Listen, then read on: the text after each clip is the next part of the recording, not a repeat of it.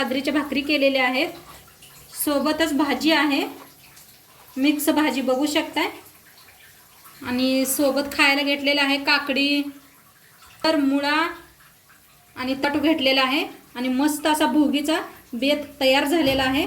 नक्की या तुम्ही बी खायला सगळेजण आणि कशी बनल्या भाकरी आणि रेसिपी दोन्ही बनवून बघून घ्या। चला मग संक्रांती विषय बनवून घेऊया बाजरीच्या भाकरी। तर कशा बनवल्या त्या चला बघूया। मनीषा किचन मध्ये तुमचं खूप खूप स्वागत आहे। आज आपण बनवणार आहोत बाजरीची भाकर।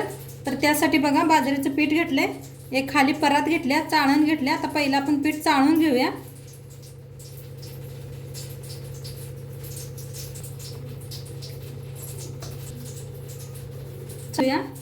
पीठ आणि आता संक्रांती विषयी भाकरी दाखवायला लागले मी घेतले बघा। आता त्याच्यात जरा मीठ टाकायचं म्हणजे छान लागते बाजरीची भाकरी खाताना। पाणी घालून पीठ मळून घेऊया। मी थंडच वापरायला लागले, तुमच्या जास्त पिठाला चिकाट नसेल तर गरम वापरू शकताय तुम्ही।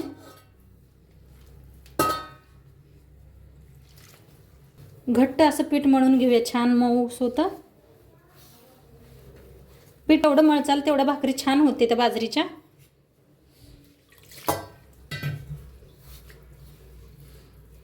मळून घेतलंय तर थोडं थोडं घ्यायचं असं, लिंबूवडा गोळा एवढा बघा पळपूट आणि पीठ मळल्याला घ्यायचं आणि असं घसा घसा पीठ मळायचं म्हणजे छान होते। मळून घेतलाय असं पहिलं करून घ्यायचं हातात। घेऊया आपण तीळ,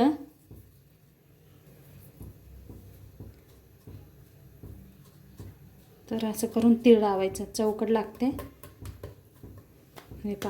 तीळ लावायचं, पीठ थोडंसं घ्यायचं, ठोकायचं बघा खाली, एक असा हात लावायचा इकडे साईडला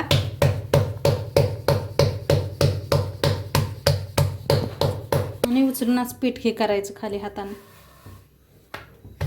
आणि ठोकायचं हाताने।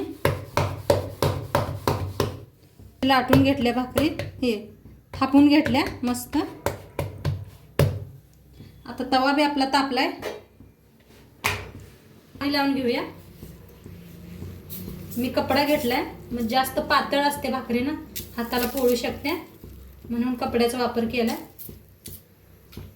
दुसरी बी इकडे करायची तसेच छान, म्हणजे छान होते बघा तुम्ही करून एकदा। उलटून घेऊया भाकरीला, हे ठोकून घेऊया आपण।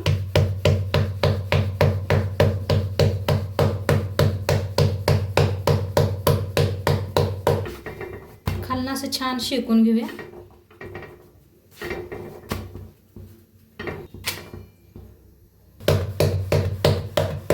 मागून असे मस्त कडंग शेकलेले आहे, आता फिरवून शेकूया।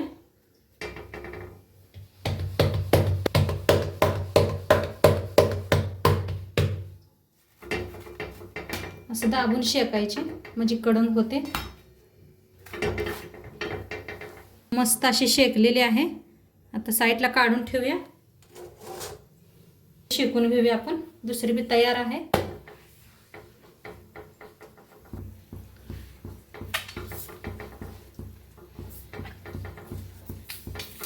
फिरवून शेकूया।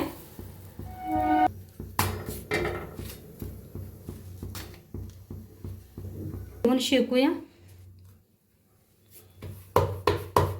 मस्त अशी शेकल्या कडंग बघू शकता किती छान झाले त्या। तर काढून घेऊया। भाकरी अशाच तयार करून घेते बघा। मस्त अशा बाजरीच्या भाकरी करून तयार आहेत, बघू शकताय तुम्ही किती छान अशा पातळ मस्त बनलेले आहेत। नक्की तुम्ही बी करून बघा आणि व्हिडिओ कसं वाटलं नक्की सांगा मला।